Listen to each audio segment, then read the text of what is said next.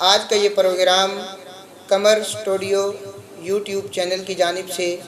پیش کیا جا رہا ہے۔ الحمدللہ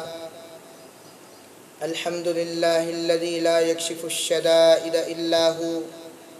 ولا يرفع المقائد الا ہو وما مراد العاشقین فی الدارین الا ہو۔ بسم اللہ الرحمن الرحیم۔ الف لام میم ذالک الکتاب لا ریب فیہ ھدی للمتقین۔ وقال اللہ تعالی فی مقام آخر الرحمن علم القرآن خلق الانسان علمہ البیان۔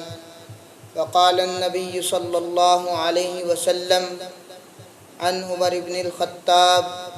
قال قال رسول اللہ صلی اللہ علیہ وسلم ان اللہ یرفع بہذا الکتاب اقواما ویضع به آخر او کما قال علیہ الصلاة والسلام۔ صدق اللہ وصدق رسولہ النبی الکریم۔ سامعین ذی قدر، آج کا ہمارا موضوع گفتگو قرآن اور رمضان ہے۔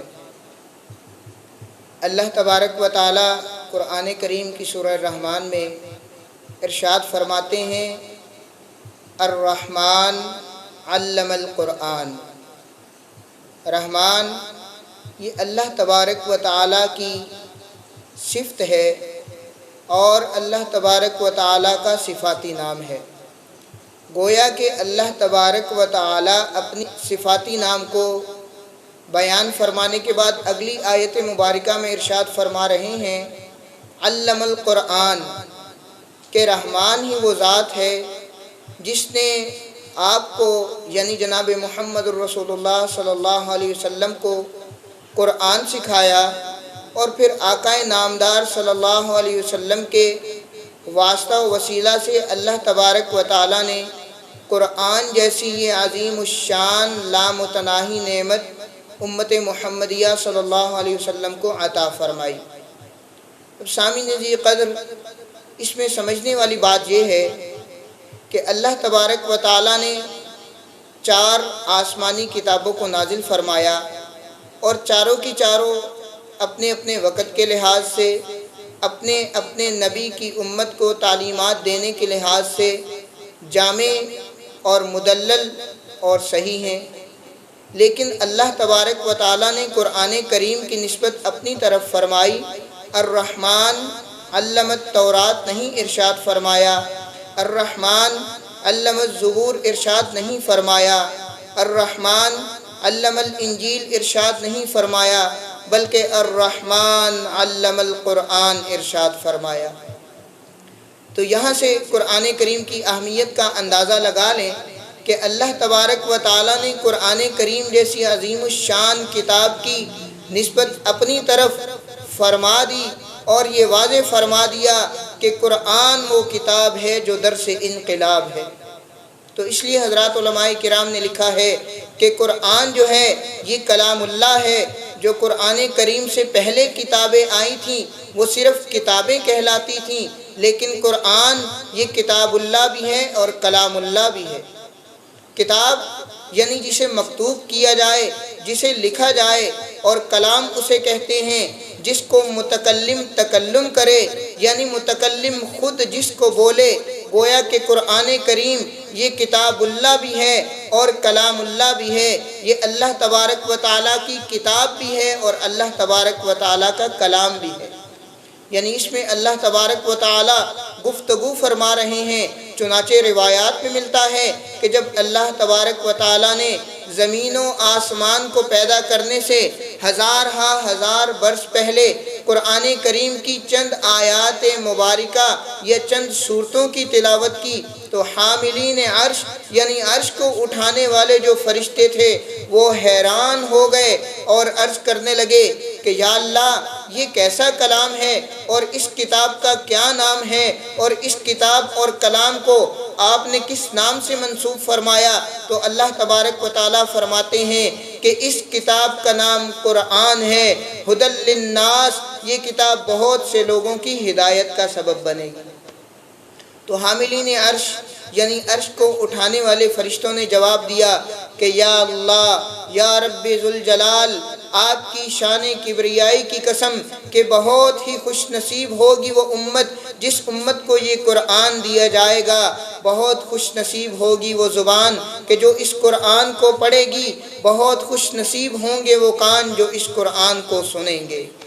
تو میرے بھائیوں، اللہ تبارک و تعالیٰ نے ارشاد فرمایا الف لام میم ذالک الکتاب، کہ الف لام میم سورہ بقرہ کی پہلی آیت ذالک الکتاب، یہی وہ کتاب ہے یعنی قرآن کریم، لا ریب فیہ ھدی للمتقین، کہ جس میں کوئی شک نہیں، کوئی تردد نہیں، کوئی دوسری وجہ نہیں، کوئی دوسری بات نہیں، ھدی للمتقین، یہ قرآن کریم خالصتاً متقین کی ہدایت اور رہنمائی کے لیے بھیجا گیا۔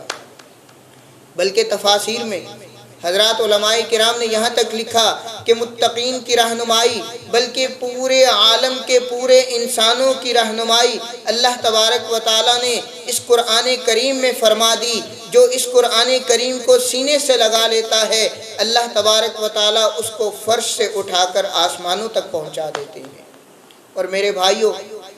آج کی ہماری گفتگو کا موضوع چونکہ قرآن اور رمضان ہے، تو اللہ تبارک و تعالیٰ نے قرآن کریم کو نازل جب فرمانے کا ارادہ کیا تو اللہ تبارک و تعالیٰ کسی بھی مہینے کا انتخاب فرما سکتے تھے، کسی بھی دن کا انتخاب فرما سکتے تھے، اللہ تبارک و تعالیٰ کسی بھی لمحے اور گھڑی کا انتخاب فرما سکتے تھے، لیکن اللہ تبارک و تعالیٰ نے مہینوں میں رمضان المبارک کے مہینے کو منتخب فرمایا، اور راتوں میں لیلۃ القدر کی رات کو منتخب فرمایا، اور زبانوں میں عربی زبان کو منتخب فرمایا، اور نبیوں میں ہمارے نبی کائنات کے سردار اور تمام وجہ کائنات جناب محمد رسول اللہ صلی اللہ علیہ وسلم کی ذات مبارکہ کو منتخب فرمایا۔ تو میرے بھائیوں، میں اکثر اپنے متعلقین اور محبین سے یہ عرض کرتا رہتا ہوں کہ اللہ تبارک و تعالیٰ کے 3 بڑے ایسے انعامات ہیں جو اللہ تبارک و تعالیٰ نے اور کسی امت کو نہیں عطا فرمائے۔ یاد رکھیں، نہ ہم اپنی مرضی سے دنیا میں آئے، نہ ہم اپنی مرضی سے دنیا سے جائیں گے۔ اللہ تبارک و تعالیٰ ہمیں چاہتے تو سیدنا ابراہیم علیہ السلام کی امت اور قوم اور متبعین میں پیدا فرما دیتے، چاہتے تو سیدنا ابراہیم علیہ السلام کے متبعین میں پیدا فرما دیتے، چاہتے تو کسی بھی نبی کی امت میں پیدا فرما دیتے، لیکن اللہ تبارک و تعالیٰ کا یہ فضل و احسان ہوا کہ اللہ تبارک و تعالیٰ نے ہمیں وجہ کائنات سرکار دو عالم آقا نامدار جناب محمد رسول اللہ صلی اللہ علیہ وسلم کی امت میں پیدا فرمایا۔ گویا کہ اللہ تبارک و تعالیٰ نے ہمیں جن نبی کی امت میں پیدا فرمایا اور جو نبی ہمیں عطا فرمائے وہ تمام نبیوں کے سردار، اور جس امت میں پیدا فرمایا اس امت کو تمام امتوں کا سردار قرار دیا۔ اور میرے بھائیوں، دوسرا اللہ تبارک و تعالیٰ کا جو ہم پر انعام ہے، خالصتاً اللہ تبارک و تعالیٰ کا انعام ہے، اللہ تبارک و تعالیٰ کی عطا ہے، اس میں کسی انسان کا عمل دخل نہیں، کسی کلام کا عمل دخل نہیں، کسی عمل کا عمل دخل، کسی متقی کا، کسی ولی کا کوئی عمل دخل نہیں۔ اللہ تبارک و تعالیٰ نے جو دوسری چیز ہمیں عطا فرمائی وہ رمضان عطا فرمایا۔ اللہ تبارک و تعالیٰ نے پہلے انبیاء کرام کی قوموں کو روزے عطا فرمائے، سیدنا موسیٰ علیہ السلام کے 40 دن تک کوہ طور پر روزے رکھنا، سیدنا داؤد علیہ السلام کا 1 دن روزہ رکھنا، 1 دن افطار کرنا، افطار سے مراد یعنی اگلے دن روزہ نہ رکھنا، گویا کہ روزوں کا وہاں بھی حضرت سیدنا داؤد علیہ السلام پر بھی روزے رکھنے کا ثبوت ملتا ہے۔ اور اسی طرح سیدنا عیسیٰ علیہ السلام کی امت اور آپ کے متبعین پر 2 ماہ کے روزے فرض فرمائے، جو اس وقت کی شریعت کے مطابق، اس وقت کی نبوت کے مطابق سچ اور حق تھے۔ اور آج بھی سیدنا عیسیٰ علیہ السلام کو ماننے والے 2 ماہ کے روزے رکھتے ہیں، لیکن یاد رکھیں روزے تمام انبیاء کو ملے، انبیاء کی قوموں کو ملے، لیکن رمضان کا مہینہ صرف امت محمدیہ کو اللہ نے عطا فرمایا۔ یعنی روزے تو پہلی امتوں کو ملے لیکن رمضان نہیں ملا۔ یہی وہ رمضان ہے کہ جس کی فضیلتوں کو اگر ہم بیان کرنا شروع کریں، آپ حضرات کے سامنے گوشت گزار آپ حضرات کے کرنا چاہیں، آپ حضرات کے سامنے رکھنا چاہیں تو وقت بہت قلیل پڑ جائے۔ المختصر یہی وہ رمضان کا مہینہ ہے جس میں نوافل کو فرائض کے برابر مرتبت درجہ اور ثواب عطا فرمایا جاتا ہے، جس میں فرائض کا ثواب 70 گنا بڑھا دیا جاتا ہے، جس میں دن کا روزہ اور رات کی تراویح مشروع ہوئی، اور یہی وہ مہینہ ہے کہ جس میں اللہ تبارک و تعالیٰ نے لیلۃ القدر جیسی رات عطا فرمائی۔ تو میرے بھائیوں، ہمیں اللہ تبارک و تعالیٰ نے نبی عطا فرمائے جو تمام نبیوں کے سردار، ہمیں مہینہ رمضان المبارک کا عطا فرمایا جو تمام مہینوں کا سردار، اور اللہ تبارک و تعالیٰ نے ہمیں جو کتاب عطا فرمائی، قرآن کریم عطا فرمائی، وہ تمام کتابوں کی سردار ہے۔ اور اللہ تعالیٰ کیا ارشاد فرماتے ہیں؟ شہر رمضان الذی انزل فیہ القرآن، رمضان ہی کا وہ مہینہ ہے جس میں ہم نے قرآن کو نازل فرمایا، اور جناب رسول اللہ صلی اللہ علیہ وسلم کی حیات مبارکہ میں یہ عادت مبارکہ تھی کہ آقا علیہ الصلاۃ والسلام رمضان المبارک کے مہینہ میں حضرت سیدنا جبرائیل علیہ الصلاۃ والسلام جو فرشتوں کے سردار ہیں، فرشتوں میں سے اللہ تبارک و تعالیٰ کے مقربین فرشتوں میں آپ کا شمار کیا جاتا ہے، سیدنا جبرائیل علیہ الصلاۃ والسلام کے ساتھ جناب محمد الرسول اللہ صلی اللہ علیہ وسلم رمضان المبارک کے مہینے میں قرآن کریم کا دور فرمایا کرتے تھے۔ جس طرح آج ہماری مساجد میں ایک قرآن کریم کی تراویح پڑھنے والا امام ہوتا ہے، امام پڑھنے والا قرآن ہوتا ہے اور سامعین پیچھے سننے والے ہوتے ہیں، لیکن ایک مخصوص سامع بھی موجود ہوتا ہے جو امام کی رہنمائی کرتا ہے۔ اسی طرح حضور علیہ الصلاۃ والسلام قرآن کریم تراویح میں سنایا کرتے تھے، سیدنا جبرائیل علیہ الصلاۃ والسلام قرآن کریم سنا کرتے تھے۔ گویا کہ تراویح میں قرآن کا سننا سنانا یہ جناب رسول اللہ صلی اللہ علیہ وسلم کی سنت مبارکہ ہے اور اللہ تبارک و تعالیٰ کے قرب کا سبب بنتا ہے۔ میرے بھائیوں، یہ قرآن وہ کتاب ہے جو درس انقلاب ہے۔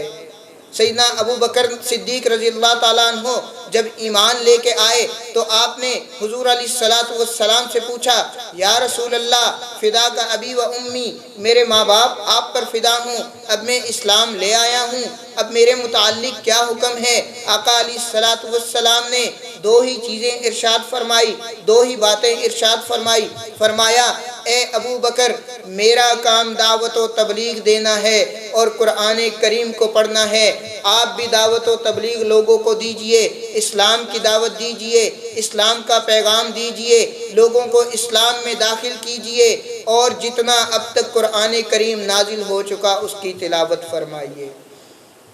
چنانچہ سیدنا ابوبکر صدیق رضی اللہ تعالیٰ عنہ حضور علیہ الصلاۃ والسلام کی مجلس برخاست ہونے کے بعد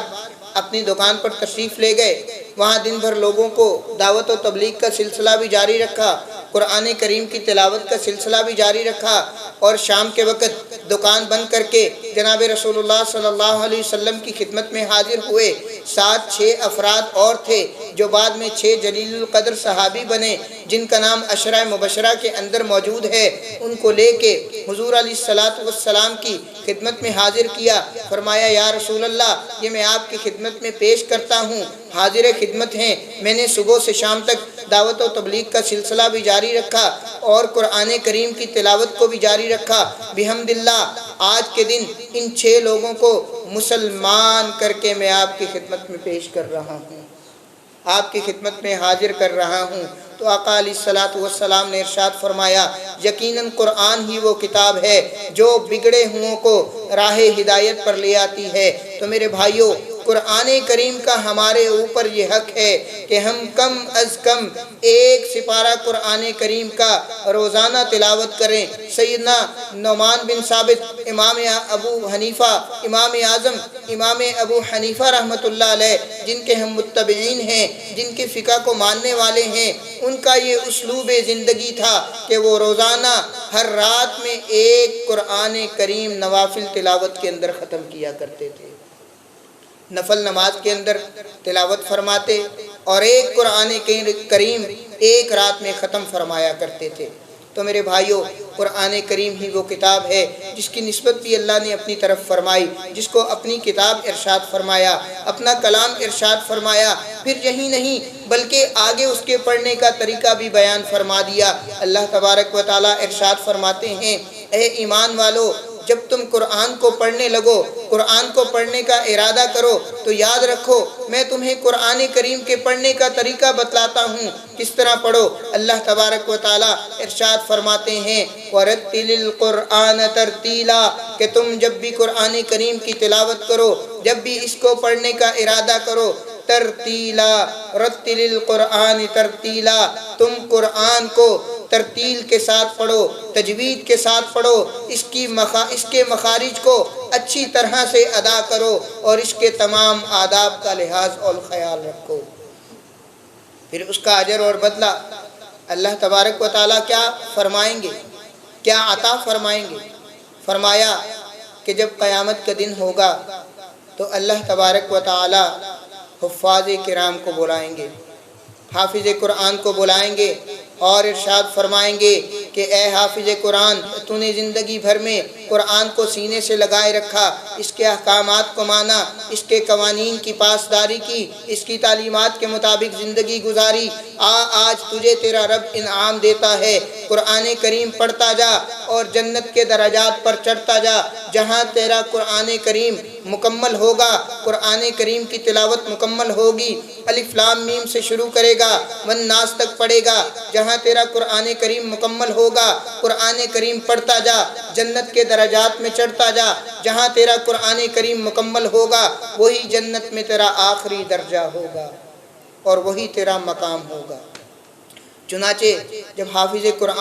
قرآن کریم پڑھے گا تو ارشاد باری تعالی ہوگا، ہاں قرآن کو پڑھو، پڑھنے میں جلدی نہ کرو، بلکہ جس طرح دنیا میں تم رک کر ٹھہر کر درجہ بدرجہ قرآن کریم کے آداب کا خیال رکھتے ہوئے پڑھتے تھے، اب بھی رک کے پڑھو، ٹھہر کے پڑھو اور اپنے درجات کو، جنت کے درجات کو چڑھتے جاؤ، اور جہاں تمہارا قرآن کریم مکمل ہوگا وہی جنت میں تمہارا درجہ ہوگا۔ تو میرے بھائیوں، پھر حافظ قرآن کے والدین کو ایسا تاج پہنایا جائے گا کہ جس کی روشنی سورج اور چاند کی روشنی کو مان کر دے گی، اور پھر حافظ قرآن کو یہ انعام دیا جائے گا، یہ اختیار دیا جائے گا کہ آپ کے خاندان میں سے، عزیز و اقارب میں سے، آپ کے حلقہ احباب میں سے ایسے وہ لوگ جن پر جہنم واجب ہو چکی ہوگی، اے حافظ قرآن، ایسے 10 لوگوں کی آپ سفارش کر دیجئے، اللہ تبارک و تعالی آپ کی سفارش کے صدقے ان 10 لوگوں کو جن پر جہنم واجب ہو چکی ہوگی جہنم سے نکال کر جنت میں داخل فرما دیں گے۔ تو میرے بھائیوں، جناب رسول اللہ صلی اللہ علیہ وسلم کی امت ہونے کے ناطے، آپ صلی اللہ علیہ وسلم کے امتی ہونے کے صدقے اللہ تعالیٰ نے ہمیں رمضان جیسا مہینہ بھی عطا فرمایا، قرآن کریم جیسی کتاب بھی عطا فرمائی، جناب رسول اللہ صلی اللہ علیہ وسلم کی تعلیمات اور اسوہ حسنہ بھی احادیث کی شکل میں عطا فرمایا۔ میرے بھائیوں، اگر ہم قرآن کریم کو اور تعلیمات نبوی کو سینے سے لگا لیں تو یقیناً ہماری زندگی کے تمام مسائل حل ہو جائیں گے، تمام پریشانیاں دور ہو جائیں گی، ہمارے تمام اختلافات دور ہو جائیں گے۔ دعا ہے کہ اللہ تبارک و تعالی ہمیں قرآن کریم کی قدر و منزلت کرنے کی توفیق عطا فرمائے اور تعلیمات قرآنی پر عمل کرنے کی توفیق عطا فرمائے۔ کیوں نہ ہو اسلام ممتاز دنیا بھر کے دینوں میں، کیوں نہ ہو اسلام ممتاز دنیا بھر کے دینوں میں، وہاں مذہب کتابوں میں، یہاں قرآن سینوں میں۔ والسلام۔